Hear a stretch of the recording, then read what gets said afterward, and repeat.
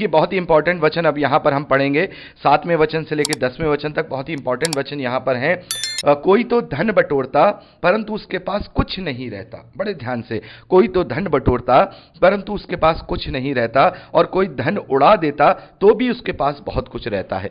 तो यहाँ पर क्या बात की जा रही है मेरे प्यारे बहनों? यहां पर दोनों बातें की जा रही हैं। जैसे प्रभु ने एक बात कही ना, जो अपना प्राण खोएगा वो अपना प्राण बचाएगा, और जो अपना प्राण बचाएगा वो अपना प्राण खोएगा। तो प्रभु ने दोनों बातों में वहां प्राण को जो है यूज किया है कि भाई प्राण बचाएगा तो प्राण खोएगा, और प्राण खोएगा तो प्राण बचाएगा। वैसे यहां पर यह बात की जा रही है कि कोई धन बटोरता है तो उसके पास कुछ नहीं रहता। यानी कि यदि हम धरती के धन को ही बटोरते रहेंगे तो हमारे पास स्वर्गीय धन नहीं रहेगा, और हम परमेश्वर की दृष्टि में निर्धन रहेंगे। और जो कोई धरती के धन को परमेश्वर के राज्य के लिए इस्तेमाल करता है, और उसके पास भले ही कुछ भी ना हो लेकिन फिर भी उसके पास बहुत कुछ रहता है, वो स्वर्गीय धन रहता है, जिसको कभी कोई कीड़ा बिगाड़ नहीं सकता, जिसको कोई चोर चुरा नहीं सकता,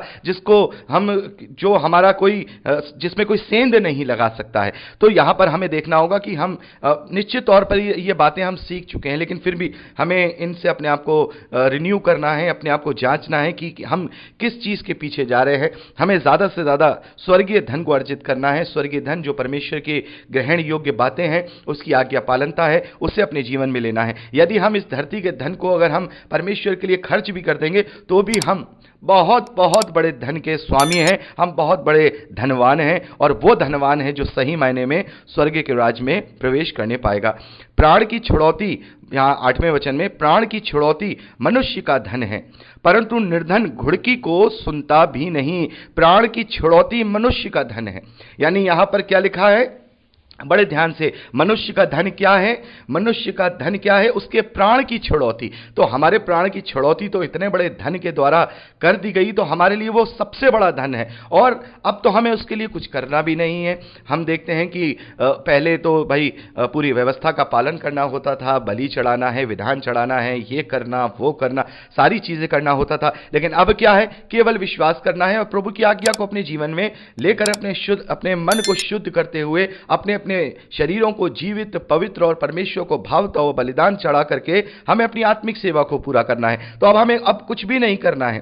अब वो हमारे पास वो बहुमूल्य धन है, हम धनवान हैं, वी आर वेरी रिचेस्ट, हम बहुत रिचेस्ट हैं, हम बहुत धनवान हैं, हमारे पास बहुत सारा धन है जो हमारी प्राण की छुड़ौती के रूप में मिला है। तो यहां पर हमें देखना होगा कि मनुष्य का धन उसकी प्राण की छुड़ौती है, और हमारी छुड़ौती के लिए तो हमारा उद्धारकर्ता, जगत का उद्धारकर्ता, परमेश्वर का इकलौता पुत्र प्रभु यीशु मसीह अपने उस निष्कलंक लहू को बहा करके दे गया है।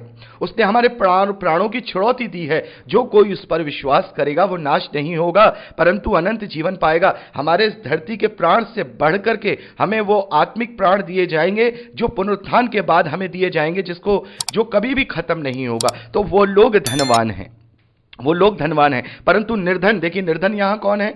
निर्धन यहां दुनियावी निर्धन नहीं है। यहां निर्धन कौन है? निर्धन वो है जिसके पास आशीषों का धन नहीं, स्वर्गीय आशीषों का धन नहीं, जिसके पास प्राण की छिड़ौती नहीं, जिसके पास पापों की क्षमा नहीं, जिसके पास छुटकारा नहीं, वो निर्धन है। निर्धन घुड़की को नहीं सुनता है, कभी नहीं सुनता है, क्योंकि अगर वो सुन लेगा तो वो धनवान हो जाएगा। जब वो सुन लेगा तो वो धनवान हो जाएगा, वो निर्धन नहीं रहेगा, क्योंकि मनुष्य का धन उसके प्राणों की छुड़ौती है, और हमारी छुड़ौती प्रभु यीशु मसीह के द्वारा हो चुकी है। आगे लिखा है 9वें वचन से, धर्मियों की ज्योति आनंद के साथ रहती है परंतु दुष्टों का दिया बुझ जाता है।